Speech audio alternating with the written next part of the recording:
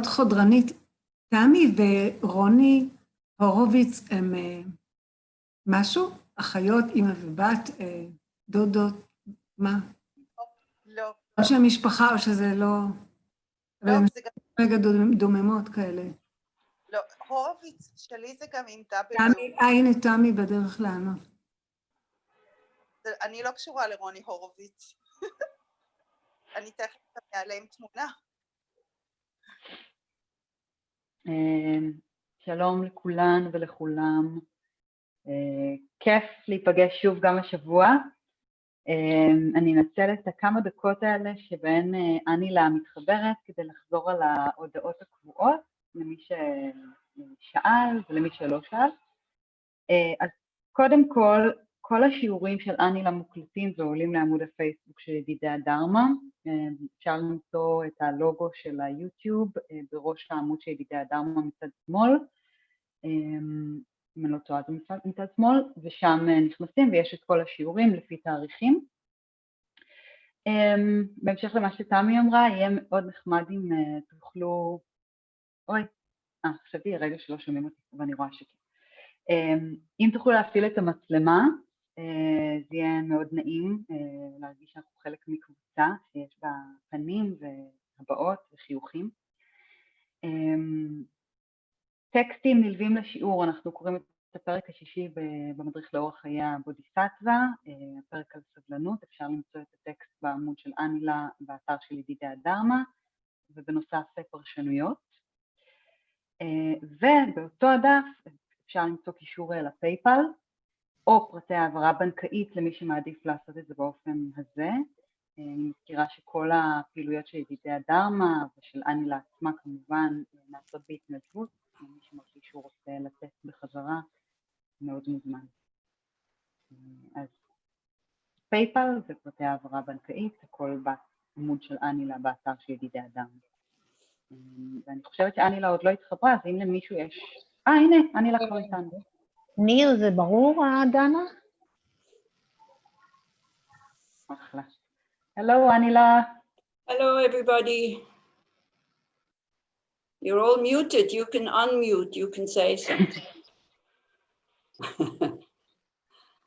Great to see you. Do you want to say something? You probably have to unmute yourself. Because I don't know how it is in Israel, because all of a sudden I can mute them, but I cannot unmute them anymore. So everybody has to open up their own microphone. In Switzerland, at least. That's changed. So I'm kind of losing control when I'm doing the meeting somehow. I can say that I'm very happy to see you. Who said that? Me. Me, there's a few. Huh? Leora. Okay. I'm very happy to see you too. Always, of course. Okay. Hi. Hello, Ilil. How are you? Very good, thank you. Very good. So I hear that Israel is opening up also, yeah, quite a bit for the holiday, for the upcoming holiday also. Today, restaurants and swimming pools, today is the first day they open for the public. Okay, good. So maybe back to normal, isn't it? Maybe. What is normal anyway? So this is the thing. Yes, exactly. This is the good question. What is normal? What is normal for us might not be normal for others. Okay, so you did have some homework. Do you remember? Oh, did you write it down? Do you remember?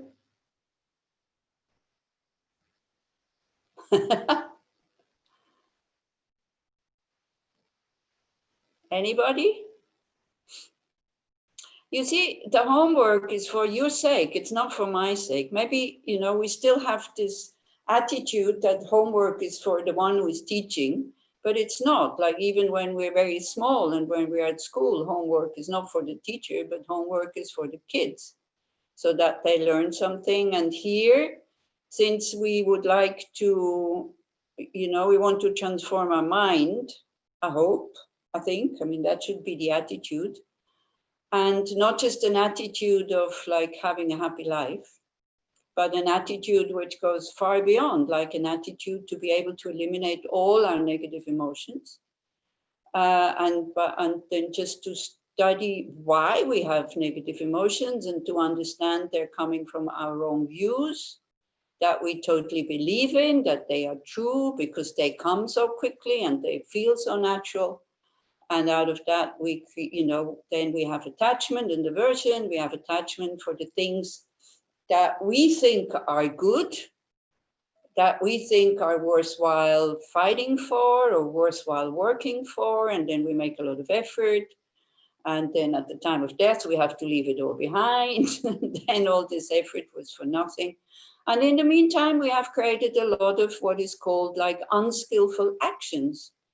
Unskillful in the sense of they're not leading to happiness. They're not leading to what we want. Because again, this whole thing, the word happiness, what is happiness? This is the thing. And in worldly terms, and this is what we talked about, I think also last time, when we get upset, when we get frustrated, is because we have one of these 4 things that we don't want, or we don't have one of these 4 other things that we do want, because almost instinctively, when there is a problem, we blame either, I don't have enough friends, I don't have enough money, I have pain, but I want comfort, and I want praise, but people criticize me. I mean, this is most of the sources, well, source is not a good word, but most of these situations, they make us being frustrated and they make us angry, isn't it?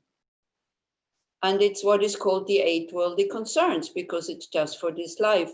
But somehow, almost instinctively or like impulsively, we grasp at these things or we push the other things away, falling into that trap that this is why I'm unhappy. Or we can also be totally excited when we have one of the 4 things, and then also that distracts us from the practice. So I think it's really important, and I see now the ones who are here, most of you are Dharma practitioners. Wait, I'm going to the other panel. So most of you are Dharma practitioners, so you do know about, attitude or motivation or whatever you want to call it. And unfortunately, the thing is, we always jump immediately. If I say we, and you think you are excluded from this because you're doing your practice in a really structured way, I mean, then it's fine. I'm just talking to myself also. You see, I'm very happy that I have to lead these things from time to time. And at the moment, very often, because then I do it properly because I have to lead it. But when I do it on my own, also, I don't really, spend so much time with motivation and this and that, because in a way, I'm almost convinced that I have the right motivation, but, sometimes motivation is not very clear. But I see when it becomes very clear, then the mind also seems more receptive to what I'm doing. And when the mind is receptive, then anyway, the mind is open, and as I said, the mind is happy, and the practice seems to work better. Like it seems to be, it's almost a bit like dough. When you make bread, I don't know how many of you make bread, or other things with flour. So if there's not enough water, then it's very hard, and it's not very pleasant also to work it and to knead it. Whereas when you add some water, it becomes much more, it's much more easy to work with it. So this would be like when we really know where we want to go, then it's easier to get there. And especially when we think also about the benefits of kind of taking the hardships to go there, then we can endure much better. So again, it always comes down to the thing, what do I want? So we can do a reflection on this a little bit. Yeah. First, like do some awareness meditation, which is very important, because if we don't have this basic awareness, then nothing will transform in the mind. I mean, It's really the beginning of transformation. So again, you know, for your own sake, put some effort into developing basic awareness, because otherwise you study and you think you practice, but the mind is going all over the place and you don't notice it. And because if you don't have awareness, you don't notice how unaware we are, how we're constantly lost in thought. And then also, you know, even now psychologists say if you don't have this ability to see what's going on, your nervous system goes berserk. So then, you know, you might wonder, why do I feel so strange? Why do I feel so funny? Why am I kind of frustrated all the time? Or why am I insecure all the time? Or why is everything a bit like, ugh? It's because your nervous system is not in balance. I mean, for some of you who practice Ayurveda or Chinese medicine, then also you know about the importance of these elements in the body and the nervous system, that it's all in balance. Yeah. So just putting effort in sitting down with a straight back, you know, comfortable, relaxed, but not too comfortable, not too relaxed. Yes, I know it takes effort. But effort itself is a mental factor that gives us energy if we have interest in kind of doing this effort. Yeah, and you all know, you know, I mean, when we are interested in doing something, the effort comes very spontaneously and very easily. I don't know how many of you do sports. Not many. Okay, some I don't see, the others I don't know. Okay, Shaket. Is your name Shaket? That's what it says here. I never know, is it the last name? Is it the first name? But I seem to know you. I think I met you, didn't I? In some of the teachings maybe last year. Yeah, okay. Shaket. Okay, so Shaket is doing sports. What do you do in your free time, the other guys here? We all work, I know, and I know that you all work very hard. So what are you doing in your free time?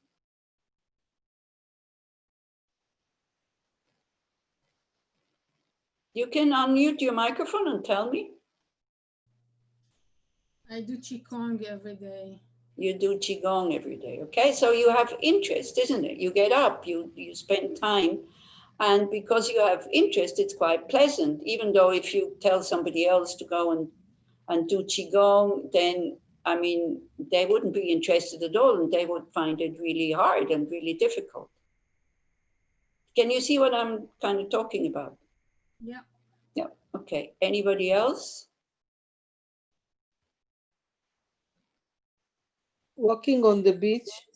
Walking on the beach. So again, you know, you take me for walking in the sand.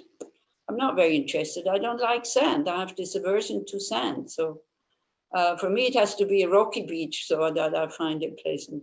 So you see again, but because you put interest into that, and then it becomes the effort to go to the beach, or even if it's hot or windy or whatever, it's okay. It doesn't disturb you so much. Somebody just wrote, I do yoga every day. Man, you're all very, very reading and knitting. Okay. Tali says, yeah, I do yoga every morning. Wow. Is that all you do in your free time? Work and yoga? Somebody else does reading and knitting. So again, knitting is really not something that I like. But again, you like it. So it's just for you to show that if you have interest in something, making the effort comes quite easy. And effort by itself is actually a positive mind state. And it does give us energy, but you need to, you know, you need to have interest. Okay. So this is why, talking about structure here, this is why all these like Buddhist methods, and especially the Tibetan tradition, they have structures how you practice, and you might not maybe like these structures because we think we don't need structures. We can just jump into the practice right away. This would be like thinking that you can go running a marathon without doing warm-ups, for example. You wouldn't run very far and then you harm yourself. So I'm mentioning this because I saw that that Geshe Dorje Damdrul is kind of going to teach for you for weekends. And then he's asking you to do a daily practice at it. Yeah, so this daily practice, this is to prepare the mind for then, so that it is receptive, and also to receive blessings, believe it or not. Blessings in a way, the blessing is like the water that you pour on the flour in order to make like the dough very, very workable. So we might say, oh no, I can't relate to that, and I don't like to do that. It sounds or smells like religion. It's boring. Every day it's the same thing. So you don't really know the effect of it if you don't do it, right? And so what we can think is that if you know some Tibetan people or Tibetan lamas, some of you might have kind of seen, there was just this thing in the internet going around about this nun who's been like in retreat for a long time, then she died. And then she was like sitting in meditation and the body was not decaying and all this. So you see, why we practice, that's not the end goal, that you die in such a spectacular way and then you're on the Facebook and on the internet and everyone knows about you and you become famous. This is not the point, but because the mind at the time of death goes in its natural, what is called clear light, where all the fantasies of the mind are kind of disappear. And if you're familiar with that state, you study about it and, you know, about emptiness, these kind of things, and you're familiar with it, then you can stay there and familiarize the mind with that state to start to get used to, this is the nature of the mind. But nobody's separate looking there and saying, this is the nature of the mind. How wonderful. It is very true what they always say. But just to stay there without any concepts, without any thoughts.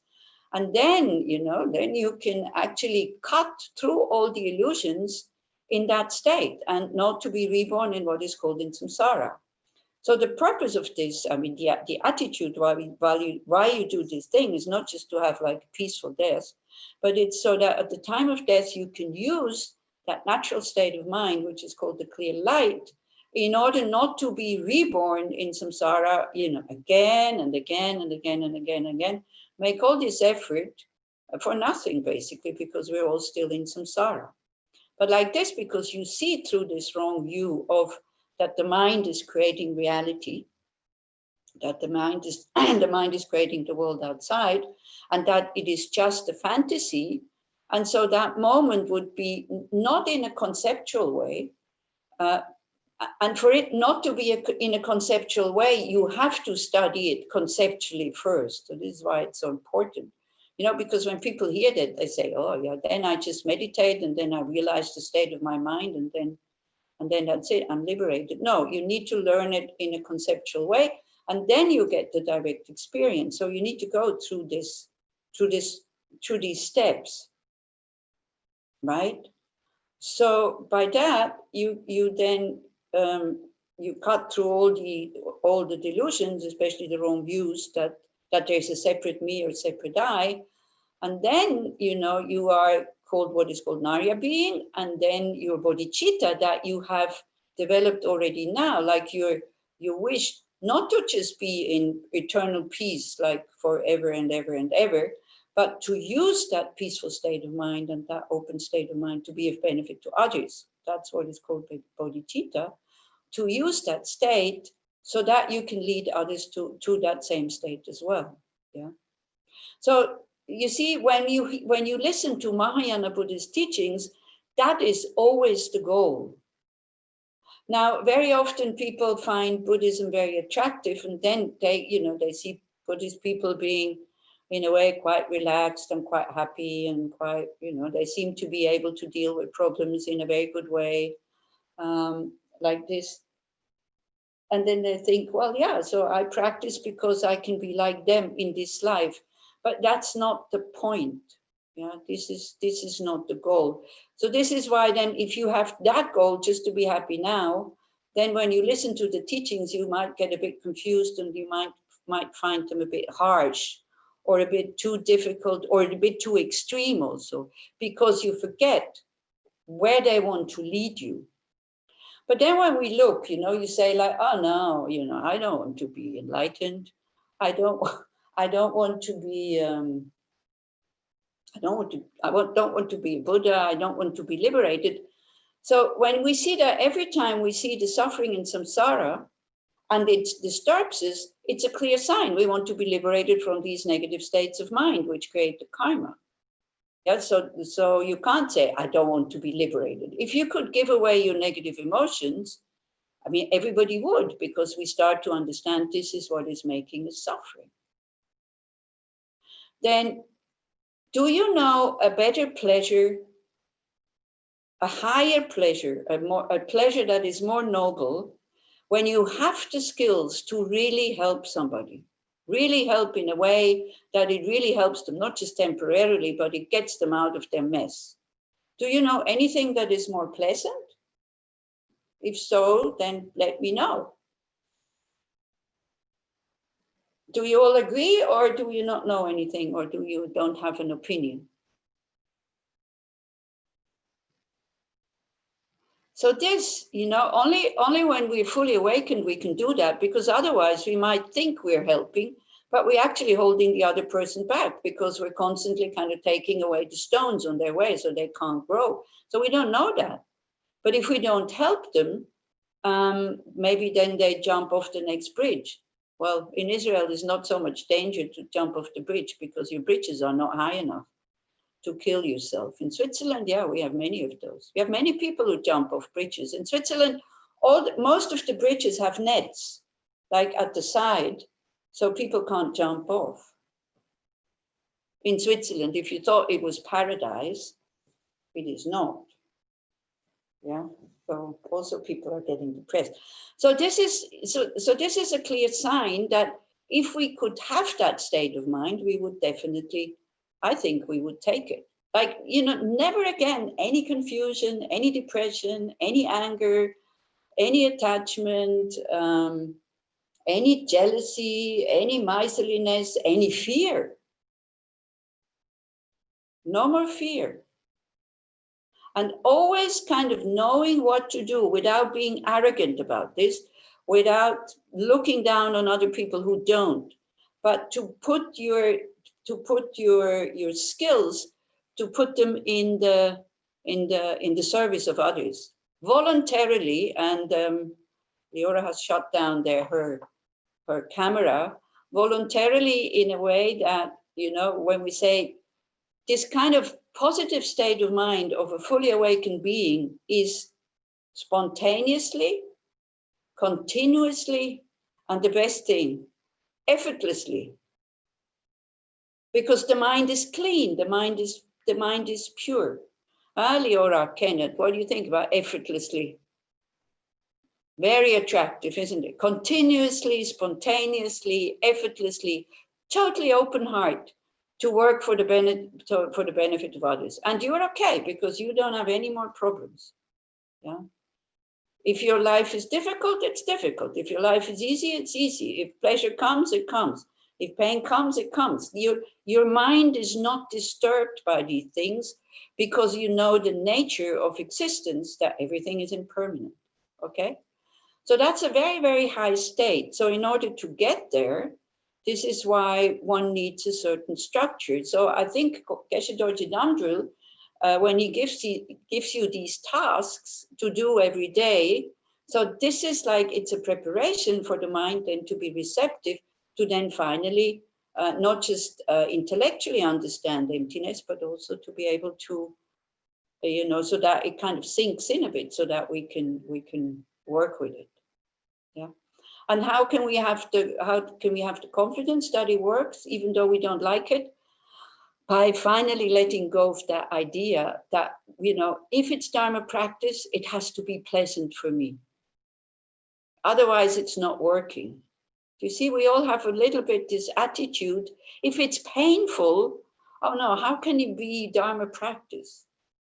How can it be spiritual practice if I'm not inspired and open and full of compassion? Yeah.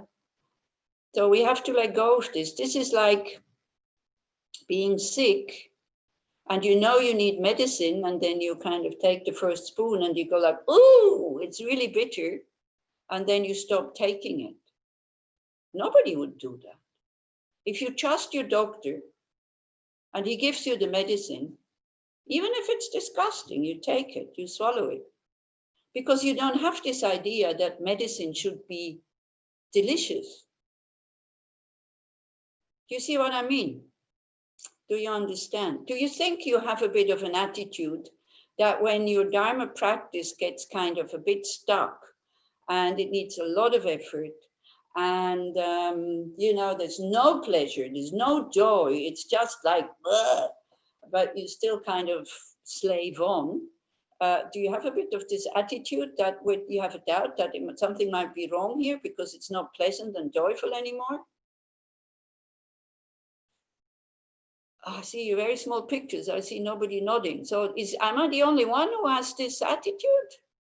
You know, sometimes I wonder, why am I talking? You should be talking if you all realize this, that Dharma practice can sometimes be really, really painful. Because we have to go against our, yes, okay, thank you.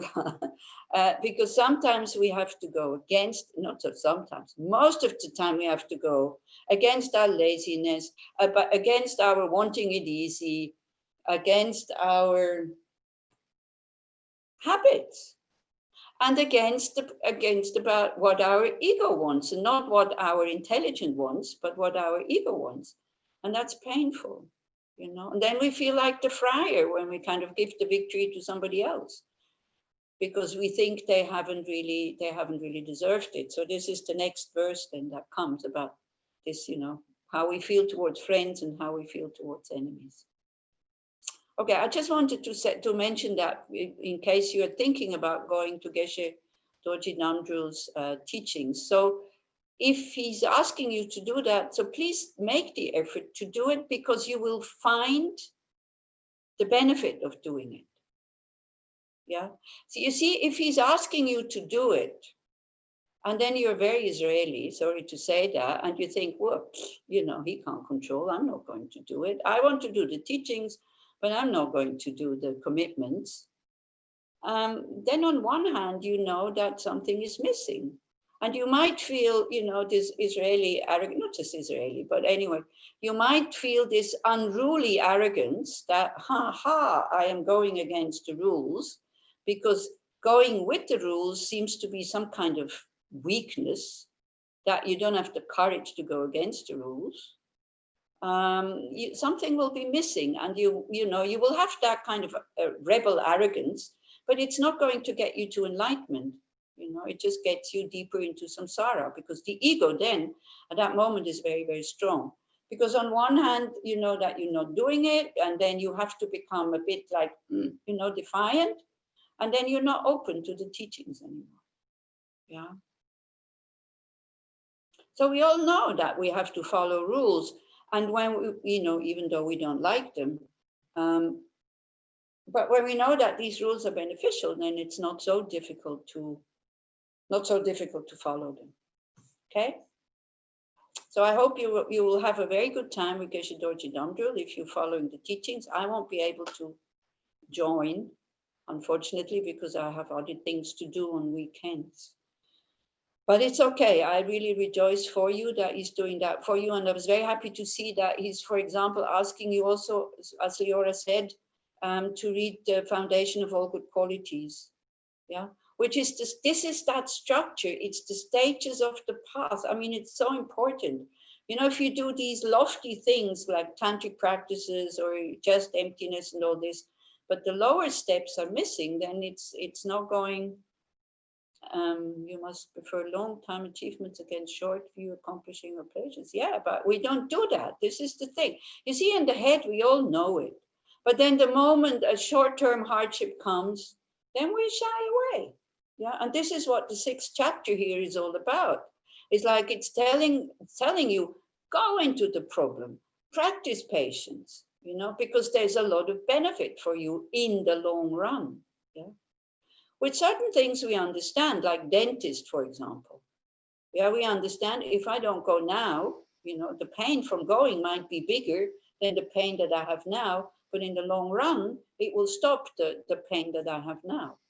So then with the dentist, we're okay. You know, we say thank you, we pay money, and we're quite happy. Yeah, so a bit like that. But it's exactly as Bruno says. It's like if we understand, but understand, you see, we understand in the head, and that's not enough. Understanding in the head is the first step, but then we have to kind of, it has to sink in. And how does it sink in? By repeating again and again and again and again and again to ourselves, what do I really want? What do I want to do with my life? What do I want to do with the situation that I have? Yeah, it's precious human rebirth. Then this is not going to last. How do I want to spend the time from now until death? So every day we have to think about death, that it will definitely come, no matter how much fear I have of it, no matter how much I don't want it. I mean, the only thing that is really certain in our life is that we will all die. All the other stuff, yeah, maybe it will happen, maybe it will not happen. But nobody has ever survived life. I mean, we're all dieable, we will all die. And we prepare very badly for that, meaning we don't prepare at all. We just put it away because we don't want to think about it, because it makes us feel uncomfortable. That's another verse, I think it's verse 14, that comes when it says nothing gets not easier with getting used to it, with being accustomed to it. Okay, but if you have comments or if you have questions, please ask, okay? So, because also, again, the group is small enough, so that's great. So we can really do this a bit like a discussion. Yeah, so I don't have to go blah, blah, blah to a screen for an hour and a half. But let's train some basic awareness, okay? Okay? Okay, so try to sit comfortably, but with a straight back, if it's possible. Of course, if you have like terrible pain and there's no way you can sit up. Watching your mind is not like watching TV.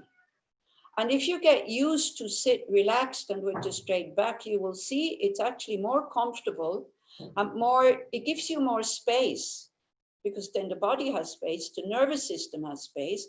You're not kind of, like this. You will see the benefit of kind of sitting up and sitting like that, full of self-confidence. Try to sit that everybody who would see you now can see that right now you are full of self-confidence. Try to imitate or to express that attitude. You know, if you don't know what it is, just think when you succeeded in something. Try to recall that feeling. Or you had to approach a task and I can do this. That's self-confidence, that's fun. Open, relaxed, joyful, interested, awake. So try to sit like this, but still not jumping around. So really concentrate on the body, feel with your mind how the body feels as it is sitting, full of self-confidence. You might need to use words like, hey, I'm a good person. I have intelligence. You all have human intelligence. Sometimes we're just not aware of it, unfortunately. Try to find, we talked about triggers last time. Try to find also triggers that make you feel open and make you feel good about yourself. It is so important.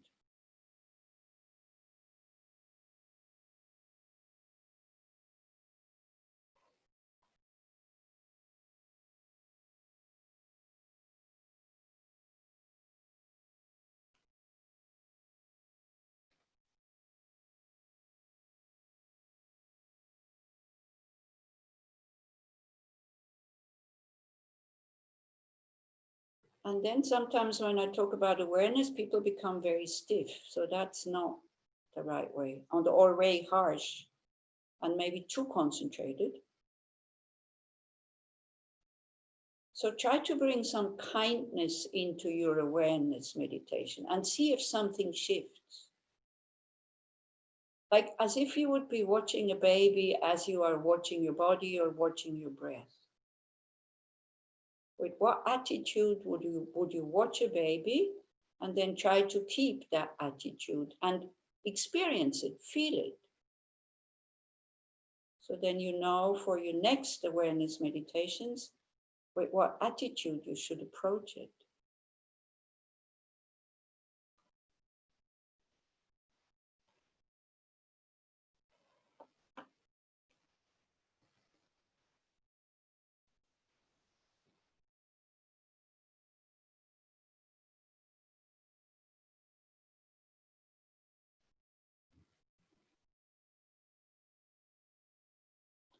And then we try to find the mental factor of effort.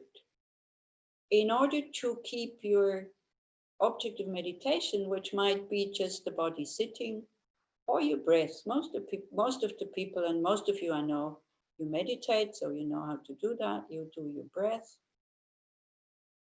So really look with this other attitude or mental factor of vigilance, attention, look whether you are holding your object in the right way.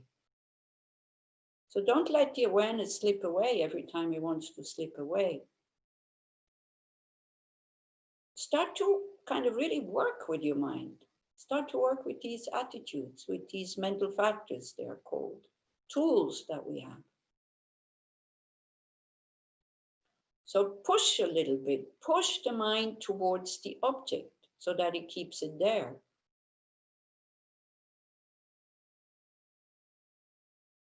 Same as you would be kind of with your hand, I don't know, the wind wants to open the door and you keep it kind of, you go against it with your hand. So that's effort. Push the awareness onto the object. And again, it's not just words. Experience how that feels. How does effort feel?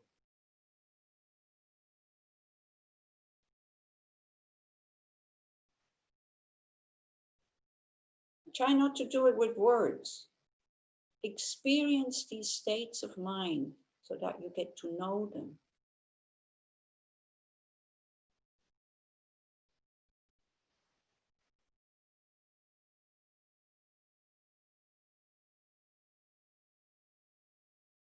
The way you watch your breath is a very balanced, very fine mind. As I said, kindness, so it's soft, interested,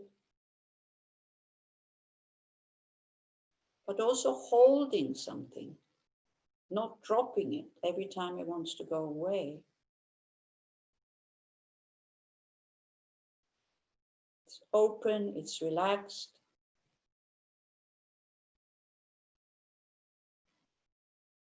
And you will feel if you start to put effort into just being with the object without being too tense, bringing that kindness attitude into it,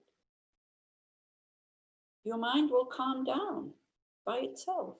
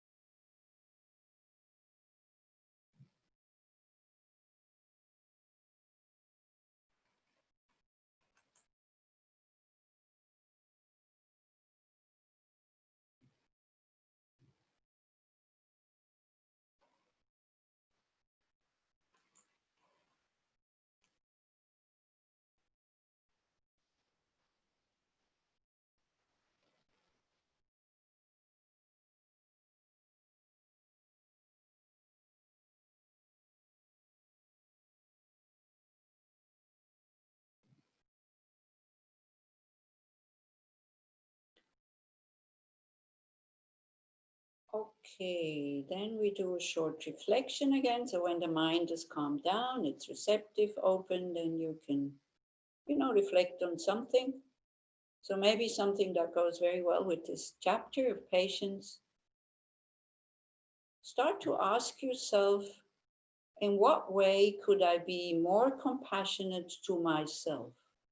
Not to others, to yourself. Because if you don't have compassion for yourself, there's no way you will have compassion, real compassion for others.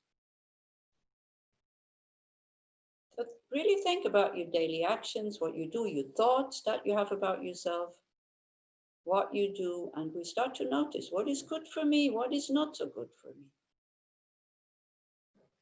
And you notice a few things. In what way could I be more compassionate to myself? Meaning, what could I give up?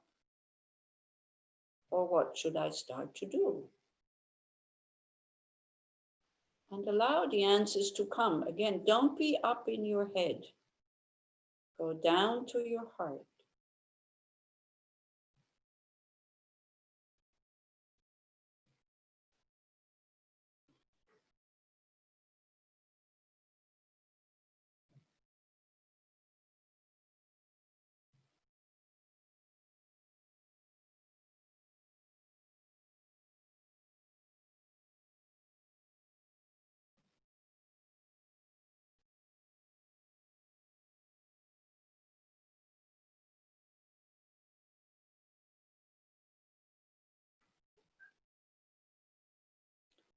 In what way could I be more compassionate towards myself? Might be the first time that you're asking yourself that question. It's so important.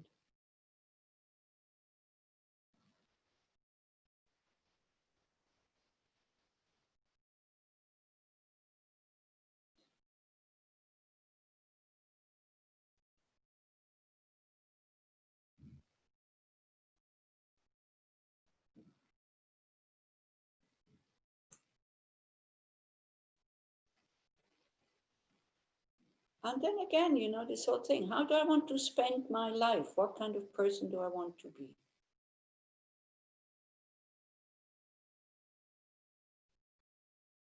So that we know what is important, what is not so important.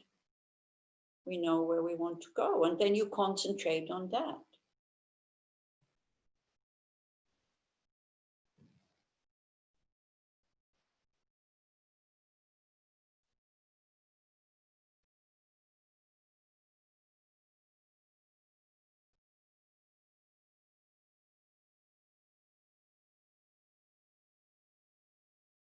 And there also, you know, don't let the answer come from your head. Let it come from deep down from your heart.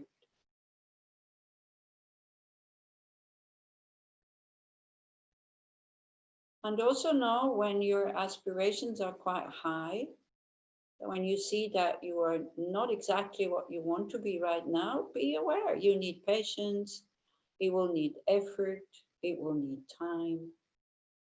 Then give yourself that time. Don't push, no point. Just wishing for something is no point. It just makes you miserable. Also then start to get to know the right steps you need to make in order to get there. And maybe let go a little bit of your own ideas, how to get there, and listen to people that you trust. How to get there, to follow that structure.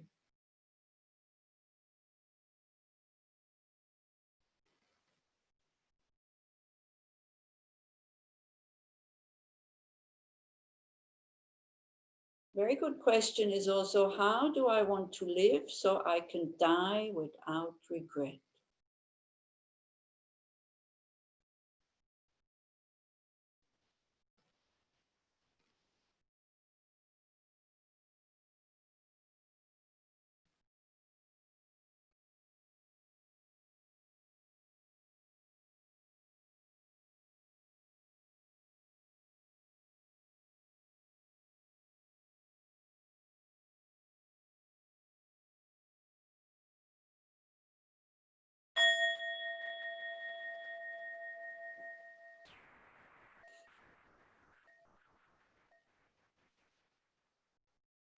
Okay.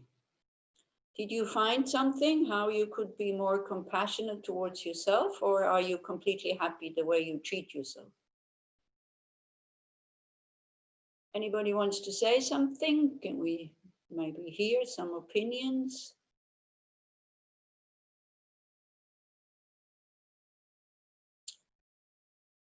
No? I don't know if it's the right thing to think, but it's more like I wish that in my thoughts I would be kinder to myself and to get rid of such thoughts that are guilt and regret, and to not be so harsh with myself, even if it's only inside my own mind. Yeah, that's a very good thing. When there's no right thing or wrong thing or whatever. Yeah, so, but I don't know if you saw, Bruno just wrote, I am more compassionate to others than to myself. I'm not sure if that's possible, If you're not compassionate to yourself, you just think maybe you are compassionate towards others. Maybe you just feel pity for others. But real compassion, I don't know. Because also, there's two different things. Pity, you suffer with them.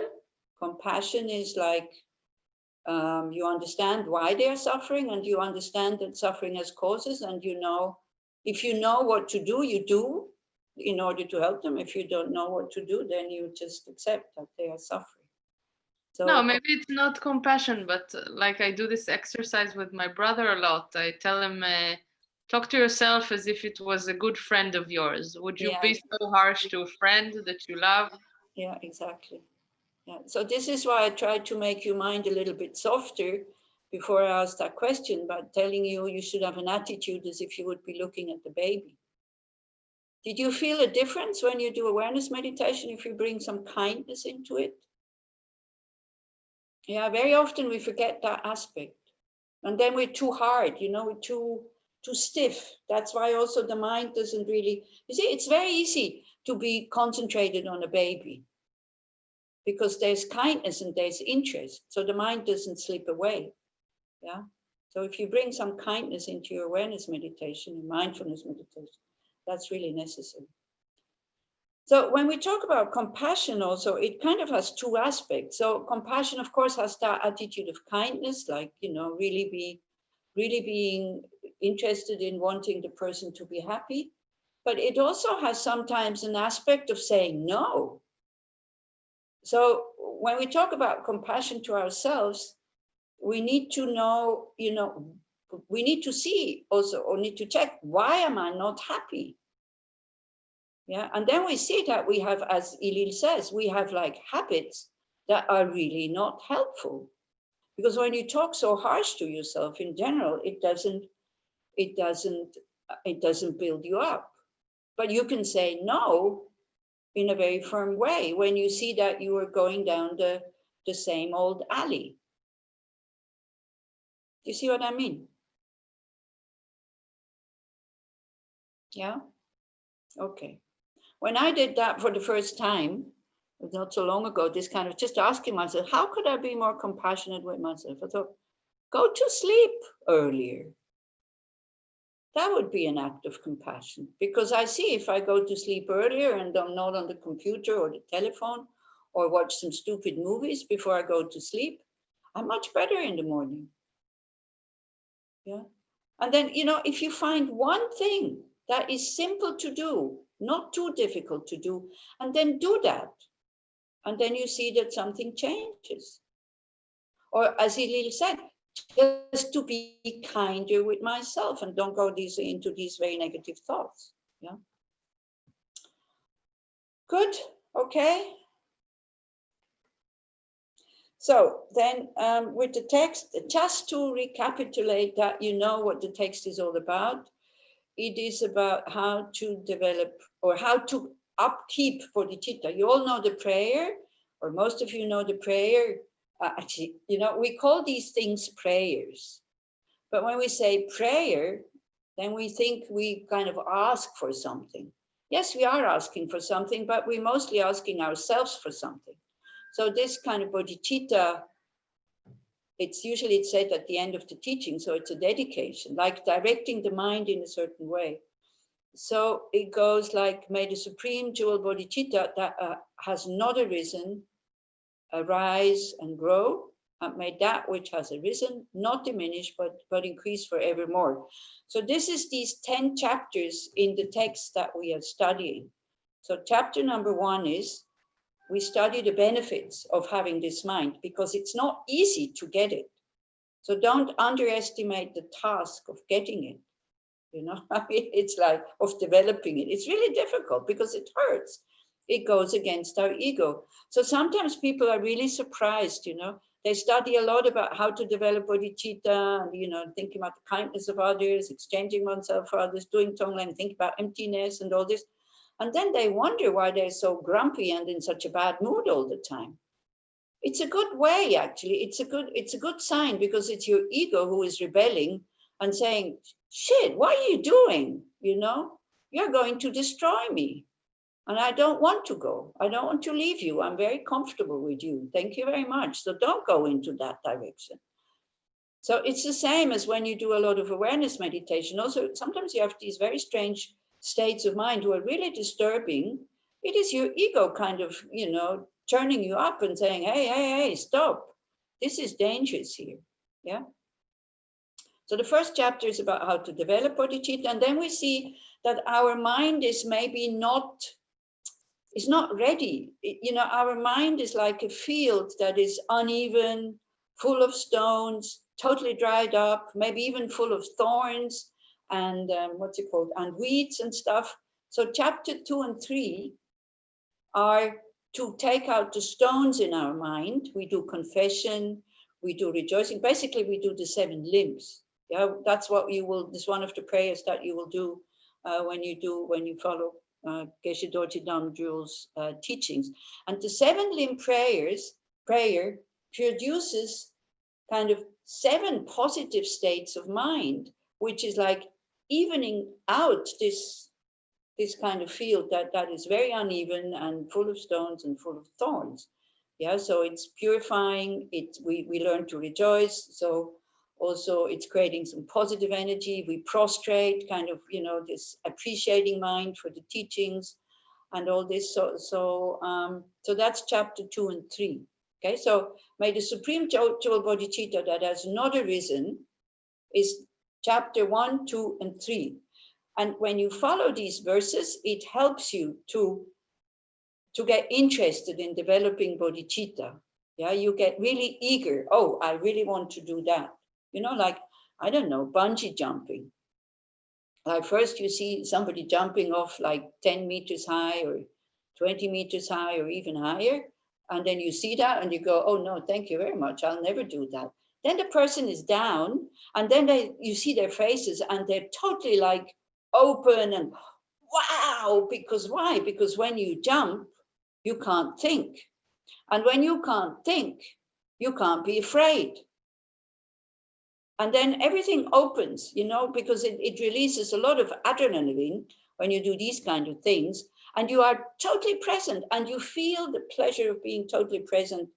And then, of course, you want to repeat that feeling. So you see the person and you look at them and you go like, wow, I also want this. Yeah, so that's chapter 2. Okay, how can I be compassionate towards myself without respecting my ego? Well, it depends. I don't know, Ingrid. I think you're not quite clear about what the ego is. Yeah. So we have an I, we have a self. This is the combination of body and mind, and the I is the label. When we talk about ego, we talk about something that is only present when we have negative states of mind, that takes the whole space, and that is, takes the whole space and is making us do things that are not good for us. So not every time when we think I or me is the ego, okay? So don't throw everything, don't throw out everything. Actually, Geshe Dorje Damdrul will be teaching about this, wouldn't he? So that would be, you know, you need to hear a lot of teachings about what exactly we don't have to respect, or what exactly does not exist. So first, maybe you throw out too much. Now at the moment, we have very strong sense of I or me or ego. So it's quite difficult to understand what one is talking about. So when I say I'm compassionate to myself, I mean to my body and to my mind, but not to a separate I or me who owns this body and mind. But just to, if we want to look at the lower views, when they say your 5 aggregates is the I, so that's okay. When you say there's nothing separate from these 5 aggregates, that is your I, so that's fine. Your I or me, yourself, or whatever. And usually I don't use the word ego because I'm not quite clear also what it is. When we talk about an I that doesn't exist, we talk about an I that does not exist from its own side, independently, autonomously, in its own right, without depending on anything else, being only one and permanent. This is what we talk about. This is what's being negated. Okay, so where was I? I was somewhere else there. I was with, anybody remembers? Oh, God, help me. The chapters. With the structure. Yeah, with the structure, exactly. So 1, 2, 3 is, may the supreme jewel Bodhisattva that has not arisen arise, because at the end of chapter 3, he says, okay, now I'm ready. I'm going to take the Bodhisattva vows. The supreme jewel that has not arisen arise and grow. And that which has arisen, not diminished. So that's chapter 4 and 5. It's all about awareness. It's all about mindfulness. It's all about what is a negative state of mind. How do I produce positive state of mind? Yeah. So that's chapter 4 and 5. Then, but grow more and more. That's 6, 7, 8, 9, and then 10 is the dedication. So just to remind you, if you never heard about chapter 1, 2, 3, and 4, and then you jump into chapter 6, then you might get quite confused and think like, oh no, God, this is too much for me. Yeah, because why? Because the lower steps are missing. Still, then you just extract whatever you find meaningful, and the rest, well, you just leave it. Okay, but don't forget, it's about how to practice patience. And patience is difficult. Yeah. It's not to manipulate people into doing whatever you want them to do. That's not Buddhism. Yeah. Buddhism, no, unfortunately, it's not. Although it feels like this sometimes, because when you become softer and you become kinder and you become more concerned about other people's happiness, all of a sudden they do what you want them to do. But that's not the purpose. That's not the motivation. That is kind of a natural outcome. So can we have the text, please, Gal? So we arrived at verse 10. Your homework was that you should watch the triggers when you get angry. Do you remember? And drop the story and then check what happens. I don't know if you did it. Maybe you did, maybe you didn't. If you didn't, then keep doing it, because it's really interesting to see. Because then also we kind of already the trigger, we start to see what's going on, and we can, when we drop the story, it doesn't escalate. Yeah, it's a very, very skillful and very helpful habit that we can develop by watching the triggers, and then also even, not to put ourselves into these very difficult situations. And then also to see, what is the trigger? The trigger is attachment to any of these 8 worldly concerns. Somebody doesn't treat me nicely, I don't get what I want, somebody's criticizing me, somebody's taking away something from me, I am sick, I'm full of pain, all these kind of things. Okay, so number 10 also, I told you to kind of learn it by heart, because this is so powerful. I mean, it's so powerful. If you would really, if you practice this and you see the effect of that verse number 10, and then somebody goes and says, oh, I'm putting a patent on it, this is my verse. I mean, you could sell this for $1 million, because it really solves all your problems. And then you just react. It doesn't change the situation, but it changes your attitude, it changes your mind state. Okay, then number 11, for myself and for my friends, I want no suffering, nor disrespect, no harsh words, and nothing unpleasant. But for my enemies, it is the opposite. So when we think, these verses come from a monastery. Somebody, Shantideva, lived in a monastery in the 8th century. So do you think we have changed a lot now that we are in the 21st century? We're still the same. This could have been written today. Actually, if you read the verses and you think, wow, this is from the 8th century, I mean, we're still exactly the same. It's amazing. We have made a lot of progress outside, technically, medically, intellectually, culturally, food, all these kind of things. But mentally, we're still the same. Yeah. So here he talks about these nine different kinds of anger. So I think you can go with the text again. We go back to it. So for the people that we name friends, the people that we spontaneously like, we don't want any of these negative things, isn't it?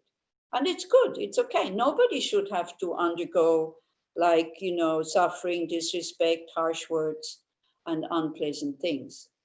But then the perversity of it is, if it happens to somebody that we're not interested in, we go like, oh, well, too bad, what can I do? It's not my fault. And the problem is, if it's somebody that we dislike, we actually are quite happy. Do you agree with that, or is it not true? I mean, we're not going, celebrating and all this. We're not like, I mean, if you look at terrorist attacks, one side people are grieving, the other side people are cheering. So what is it? Is it a good situation? Is it a bad situation? Yeah, it depends. If the terrorist attacks kind of happens to your friends. I don't know if you remember when Bin Laden was caught or killed. Yeah, how many people were in the streets cheering? Come on, a human being was killed with his family. But then we cheer because why? Because it's our friend. Or maybe you were not out in the streets cheering, but still maybe a sigh of relief, or at least this one is gone. Not really being aware that there's many others behind them, because it's not with anger and it's not with killing that we kind of get rid of our enemies. Okay, so that's one thing so if he says that means we have to be aware of it, and we have to, if you want to practice patience, then slowly we start to change that attitude. Is that okay, or do you have questions there for that one? So how do we know that this is true, or how can we change it? How can we transform it?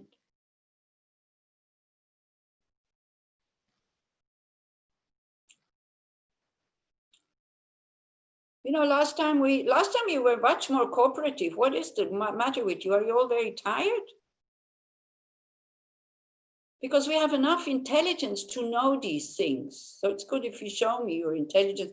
Because last time I think we discussed ways and means how to think about the situation that we're not kind of flying off the handle. Do you remember? And that was quite well, because you had very good ideas. Saying the other person is suffering, saying it's my karma, looking at the mirror when I'm angry, these kinds of things. Okay, so what do we do with this verse number 11 here? How do we practice that one? Because don't forget, it is a practice text. It's not just a hearing text.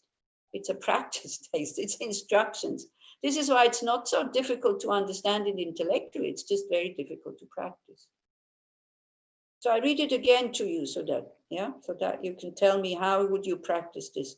For myself and for my friends, I want no suffering, no disrespect, no harsh words, and nothing unpleasant. But for my enemies, it is the opposite. Yeah, Leora? I think maybe the first step would be to see that when I'm happy or kind of accept that negative things happen to what I call enemy, it doesn't make me happy. So at this stage, I want to change it.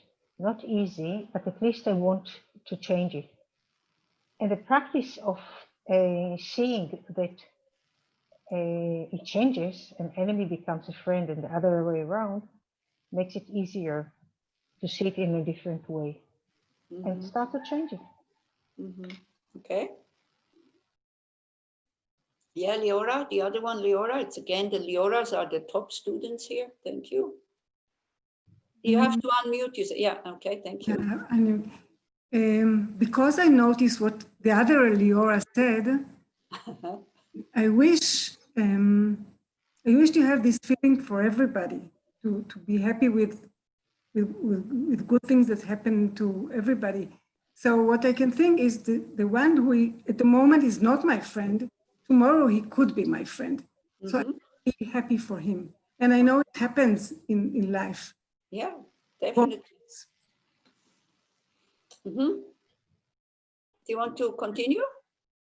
No. No, okay. Trying to think that the enemy wants to avoid pain and be happy. Yeah, thank you very much. This is really good. You know, to put yourself, again, compassion is, or empathy and compassion is to know how it feels to be in the other person's shoes. But then you give the shoes back at the end, because otherwise it becomes pity. You suffer with, yeah. In German, Ingrid, in German is Mitleid und Mitgefühl. So what we want is Mitgefühl, but not Mitleid. Okay, so Ingrid has said, I read it out in case you haven't seen it. Trying to think, not just trying to think that the enemy wants to avoid pain and be happy. Exactly. So this is a very big part of self-compassion also, and compassion for others, to see the shared humanity that we all have. Because when you suffer and you cannot really, you know, then you go into self-pity. So self-compassion is not self-pity. Self-pity is, oh, it's so bad and I'm the only one. Oh my gosh, and then it's totally blown up. And we don't see that everybody, we're all in the same boat. Yeah, like when we had Einstein at the beginning, when we said we're just part of the universe. Yeah, then your own suffering kind of decreases a bit. But when you're locked into this bubble, I suffered so much and all this, your pain becomes like huge. Yeah. So when we see that we all have this shared humanity, and I think it was last time, remember when we did the meditation at the end, and we looked at somebody that we disliked a bit, that one sentence, this guy is just like me. You know, he doesn't want to pain, he doesn't want to suffer, he only wants praise and this and that. Then that kind of, it can soften it up a bit. But again, what I wanted to get at is that you need awareness. You need awareness to see that this is true, that we're doing it. Because then you can catch it at the beginning and you don't allow the mind to go that way. Yeah. So of course we're not monsters, but here I'm talking about small things. Yeah, really, like somebody that you dislike, and then you hear criticism about this person, and then it's happiness coming up. Ah, somebody has the same opinion as I have about this person, so he must be a bad person. You know, we feel kind of justified in gossiping and criticizing and all this. And then especially with our speech, you know, we have to be very, very careful when we constantly criticize other people. Yeah. Constantly pull out all the things that they do wrong. It gives us some kind of perverse happiness. I am not denying that, but also it puts us above. And it doesn't create positive karma. It creates the karma that you will find criticism wherever you go in the future. And you see, when we are jealous of somebody, then we have a tendency to criticize. And when we criticize the good qualities of somebody, we don't rejoice about good qualities, and then we can't get them. When we rejoice about the good qualities of somebody else, which comes very easy, then we will get these good qualities, because if we criticize them with jealousy, that means the subtle mind understands something. Oh, it's not good to have these qualities. and we lock the door to have good qualities. Yeah. And it's a very unhappy mind. You see, even if it's true what you see, that this person is doing the same mistake all the time, and same doing and same thing, and never understand, blah, blah, blah, blah. Even if it's true, it's an unhappy mind when you criticize. When you start to concentrate on the good things, it's a happy mind. And so we learn to play very, very skillfully with these things, because things are neither good nor bad. Yeah. But on a conventional level, I mean, suffering is suffering and happiness is happiness. So we're not denying the negative sides, but we're not just concentrating on them all the time, by really, as Leora also says, by really seeing how it churns us up, how it makes us upset, how when we are upset, like at the beginning, we had the disadvantage of anger, we cannot enjoy life anymore. Yeah, and it becomes a habit. And this is the problem. Another good way of working with this is when you turn it around and you go to the friends and you see how happy you are when they are happy, when they are well. So you don't have to do anything. If you like somebody, when you see that they're happy and they're successful, immediately you yourself, you become very happy. Yeah. And so this, so this group of people that we feel happiness for when they're happy is for us very, very small. So we can expand it by stop to call our enemies enemies, and to see, as I said, to see what we have in common. That's the best way to make somebody stop to be an enemy. Or as Leora, for example, what Leora said, I've just finished with that because otherwise I forget. What Leora says is so true. Not only it can become your friend, but if somebody is your enemy and you need help, and they would be able to give you the help, and they want to give you the help, you can't accept it. You won't accept it because your ego. Now I'm talking about this self-centered mind. It's better I talk it like this instead of calling it ego, because the self-centered mind does not want to recognize that this person has good qualities. So you say, no, I don't need help. It's okay. I'm okay. Have you ever felt yourself doing that? When somebody that you disliked wanted to help you? It's so stupid. It is so stupid. And I just tell you one thing. If we would treat our friends the way we treat our enemies, they would stop being our friends very, very quickly. If we would treat our enemies the way we treat our friends, they will become our friends very, very quickly. Unless they're really distorted. Yeah, very quickly, maybe not. The friends, they would disappear very fast. If we would just see their negative sides and criticize and even be happy when they're not well, they would stop being our friends very quickly. For the enemies to become friends, maybe it takes a little bit longer. And this is a sentence from the Lamrim, like this one. And they say, but you see, even your worst enemy at the time of death, that's it, you separate. Or you can separate physically from the people by going somewhere else. But the enemy, the inner enemy that we have, our self-cherishing mind, we take this from life to life to life to life. We can't go away from it. And the kinder you are to this self-cherishing, and that's not compassion. If you say yes to your self-cherishing all the time, it's not compassion. This is like a mother who never says no to her child. Gets you deeper and deeper into trouble. Yeah? So by seeing all these things, that can be helpful with this verse, how to practice it. Yes, Leora. Price. I was thinking also about the possibility that all my enemies or the people who are suffering anyway, everyone is suffering. The minute he's not suffering and be happy, the world will be different, and I can enjoy it much better. Yeah. From the very egoistic point of view, if everybody is happy, I will be happy as well. Of course. Of course. A happy person doesn't harm anybody. A happy person doesn't cheat, doesn't lie, doesn't kill, doesn't go around and, like hurting everybody with words or with actions. This is why we have a duty to make people happy. Yeah. And then also, in terms of Buddhism, when you think about our life has, our mind has been existing since beginning its time. So everybody has been our enemy, our friend. It changes all the time, just in this life, dislike, like, this and that. And then we also see, why do we like people? Because they do what I want them to do. This is why I like them.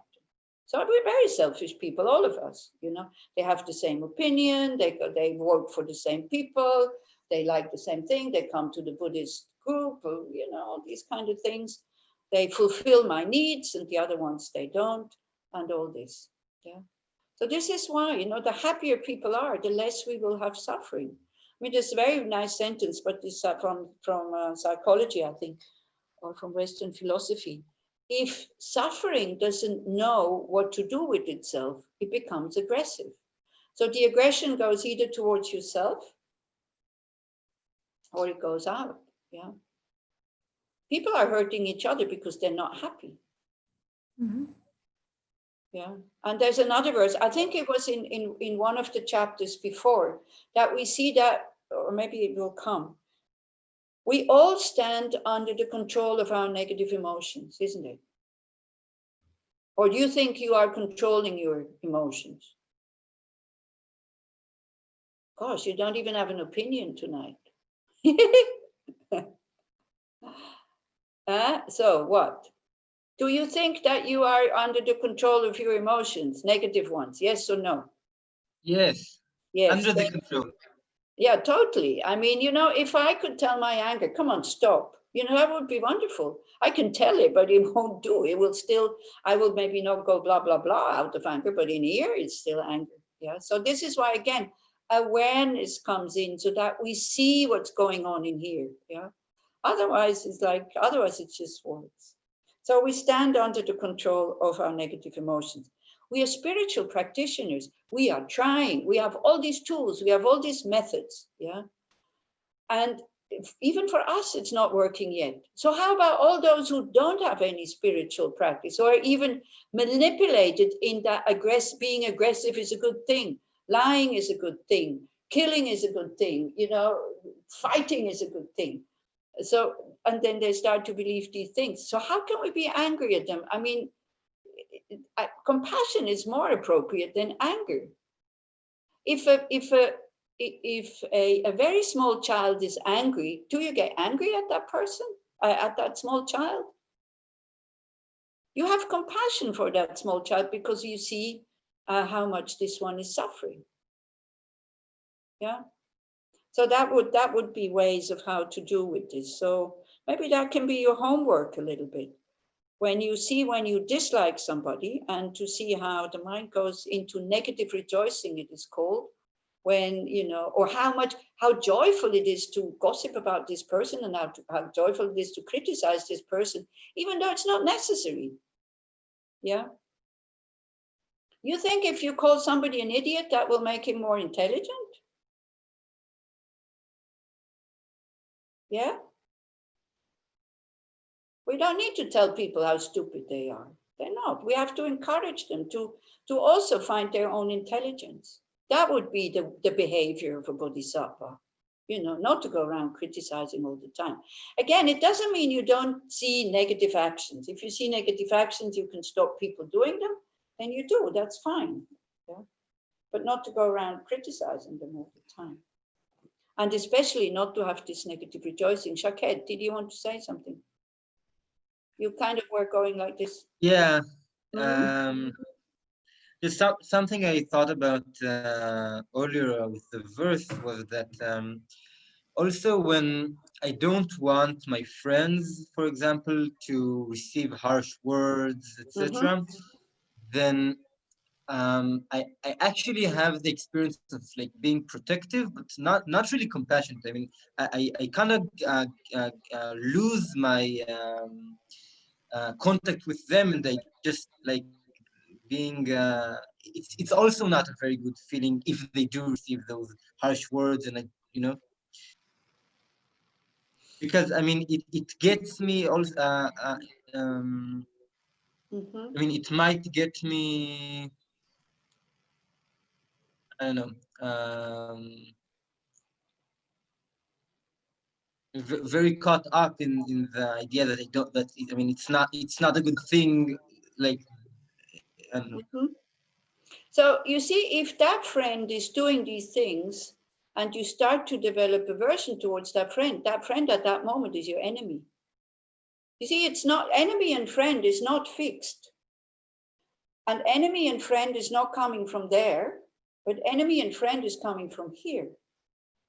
So, but this disapproving of your friend's harsh words, there's nothing wrong with this. That's okay, as long as you don't start disliking them and then be happy when they're unhappy or something like that, you know. As long as you're still concerned about their happiness.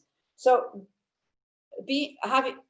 one calls somebody a friend when you have friendly feelings towards that person, meaning I want them to be happy, I want them to be free from suffering. Then that is a friend. When you have unfriendly feelings towards them, I want them to suffer, or if they suffer, I don't care, then that is an enemy. So that can change very, very quickly. But you see, we kind of draw, there's another mistake that we are making, is like we're drawing these black lines around this group of people, and then we say, from our own side, we decide, this is my friend, this is not interested, and this one I dislike, this is the antagonist, okay? And then we don't give him a chance to show another face, unless something happens. Like, let's say the friend turns against me, uses criticism against me all the time, whatever I'm doing is wrong, yeah? So then the friend feeling goes, and then if you have labeled them friend, they're really able to hurt you because you had all these expectations. You know, sometimes people introduce me to somebody else and say, oh, this is Annie Losang, my friend. And then I go, oh, I didn't know. Yeah, so do you see what I mean? I mean, you can, this was before, now it's okay. Everybody can say it's my friend. But the problem is, and I noticed it, when somebody really outrageously was screaming at me because she was so disappointed and said, but you are my friend. And then in my head it went, but sorry, I didn't know. Because she was expecting me to help her when I didn't have time, one thing, and she already had somebody else to help her. So she was expecting me to help her because I am her friend, but I didn't have time. And because I didn't know she was seeing me as her friend, I thought, like, it's okay if the other person helps. But she was so hurt and she was so angry. You can't imagine. And then when she kind of said it like this, but you are my friend, you should have helped me. And I very innocently said, but there was somebody else with you who helped you. You see, I was absolutely not, at that moment, I was not disturbed, not helping her, because I saw she has helped. When she started accusing me that I didn't help her because I'm her friend, I started to get upset. I started to get angry. And I was very harsh with her. I used very, very good Dharma terms. I used very, very good logic, but it wasn't said with kindness. It was said with anger, because she got me exactly the right moment. I was tired and she called me in the middle of a course and she kind of threw that situation at me, like what happened like 5 months ago, something like this. So, and then, very from above, she said, but I have forgiven you. So I said, so why do you tell me? If you have forgiven me, why do I need to know? If you worked with it and you're okay, why are you telling me? And I kept yelling into that telephone. So why are you telling me? So why are you telling me? So it's true. You see what I'm saying makes a lot of sense. She doesn't need to tell me. But I wanted to hurt her. When I left her with this other person, I didn't want to hurt her. It was like reasonable that this other person would help her. When she started accusing me of not helping her, I started to I started to be angry at her, and I absolutely no more, I wanted to hurt her. But when anger is there, you don't really notice it. This is the thing. Then anger is very cunning, is very intelligent, and it's kind of whatever you say, you think you say it for the benefit of the other, but it's not true. It's only when I hung up the telephone, I had this closed heart and I felt really uncomfortable. And then I thought, man, the first situation, that was not my fault, because I didn't not want to help her. I saw it was not necessary. But now I have hurt her. So I felt very uneasy, and I walked around with this very uneasy feeling for 2 or 3 days. And then it was not the time of mobile phones yet. So, so I didn't have her phone. So it was like a normal phone. Somebody called me to the telephone in the office. Because she phoned, I'm in the middle of a course, to tell me that she had forgiven me. It's a bit much, I have to say, if one is reasonable with that. So then I asked somebody else for her phone number, I think. And I kind of got all my courage together that I would phone her and apologize. That the way I said it, what she should do now was not very kind. And so I was afraid, because I don't like criticism also. I don't like to be shown the mirror that I also have anger, although I know it. And so I called, and she picked up her telephone and she said, "I'm so happy that you called, that you're calling." So then the whole tension just fell apart, because we both knew that we both made a mistake. We both knew it because we're both Dharma practitioners. So we both knew it, and when both know it and stop accusing the other one, then that's it, the problem is solved. But I knew that I owed her something, so I invited her for dinner. And I said she could choose a restaurant, and she chose the most, quite an expensive one, but it's okay. I thought, okay, this, I owe it to her, but then the situation is good, it's okay, and then it's done. So this is, where the awareness comes in. And this is what these verses are all about.